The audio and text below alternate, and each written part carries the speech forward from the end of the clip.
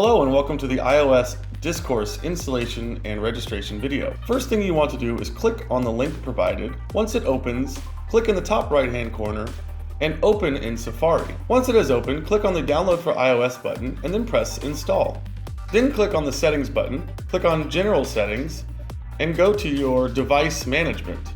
Then you must select the Trust the Application Manual Installation option. Once you have done this, find the Discourse app on your phone and open it.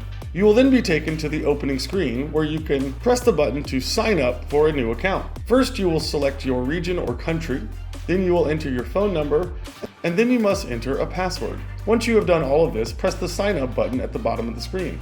A message will then pop up on your screen and tell you that you will receive a text message to verify that your phone number is an actual working phone number. You should receive a text message from DIZ within a few seconds with a 6-digit numerical password. Enter that 6-digit password into the Discourse app and you have finished verifying your phone. Then simply enter a nickname that you want to use for Discourse and then you're ready to go. You can then add new friends, start new chats, post pictures to your moments, send and receive cryptocurrency to your wallet, send money to friends and family, and many other options. Thanks for watching.